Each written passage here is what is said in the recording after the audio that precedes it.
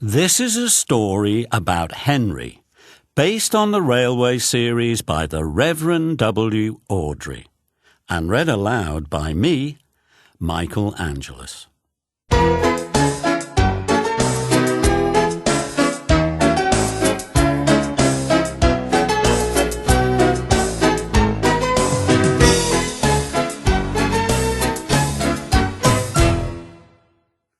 This is a story about Henry the Green Engine. Henry was often ill and couldn't work, but then he tried some special Welsh coal and got the chance to show everyone just what he could do.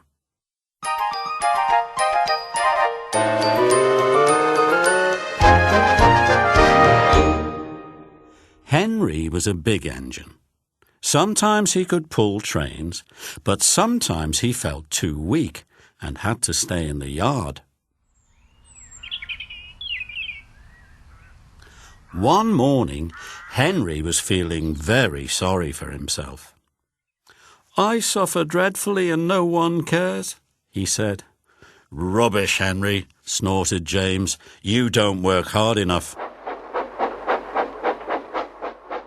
The Fat Controller spoke to Henry. "You're too expensive, Henry," he said. "You have had lots of new parts and a new coat of paint, but they have done you no good. If we can't make you better, we will have to get another engine instead of you."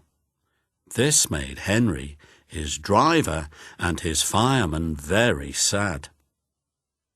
The Fat Controller was waiting when Henry came to the platform.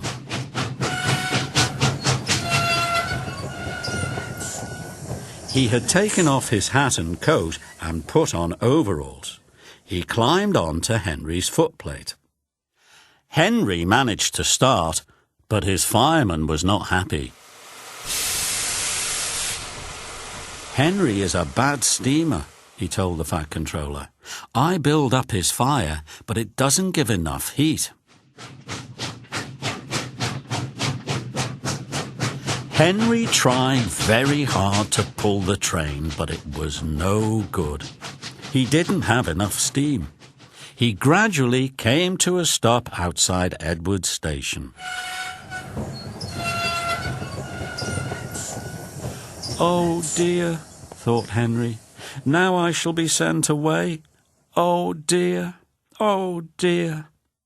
Henry went slowly into a siding, and Edward took charge of the train. "What do you think is wrong, fireman?" asked the Fat Controller. "It's the coal, sir," he answered. "It hasn't been very good lately. The other engines can manage because they have big fireboxes, but Henry's is small and can't make enough heat. With Welsh coal, he'd be a different engine."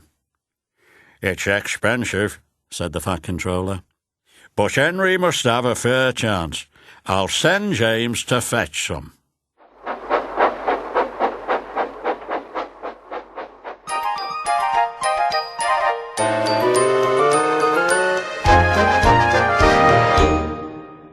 Henry's driver and fireman were very excited when the coal came. "Now we'll show them, Henry, old fellow," they said. They carefully oiled Henry's joints and polished his brass until it shone like gold. Henry felt very proud.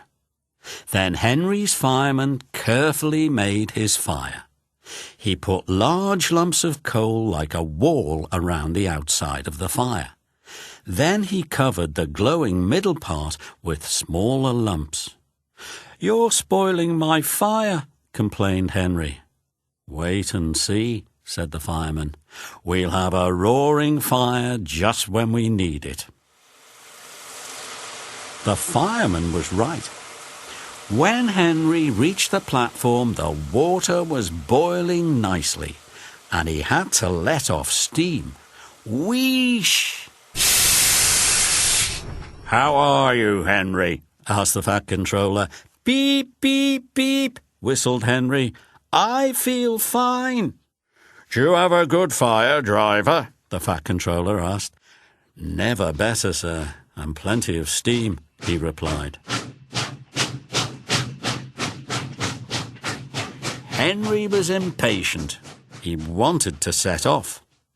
"No record breaking," warned the Fat Controller. "Don't push him too hard, driver." "Henry won't need pushing, sir," the driver replied. "I'll have to hold him back." Henry had a lovely day. He had never felt so well in his life. He wanted to go fast, but his driver wouldn't let him. "Steady, old fellow," he said. "There's plenty of time."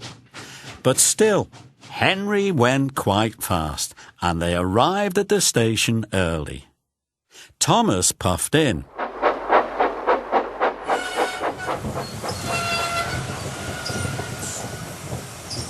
"Where have you been, lazybones?" asked Henry. But before Thomas could answer, Henry was off again. "I can't wait for slow tank engines like you," he said. "Goodbye," and off he sped. "Gosh," said Thomas to Annie and Clarabel, "have you ever seen anything like it?" Annie and Clarabel agreed that they never had.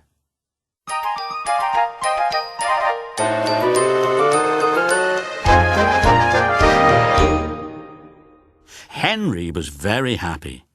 With his new Welsh coal, he could work as hard as the other engines. Then one day, Henry had a crash, and the Fat Controller sent him to be mended. Workmen gave Henry a brand new shape and a bigger firebox, so he wouldn't need special coal anymore. Now Henry is so splendid and strong, he sometimes pulls the express.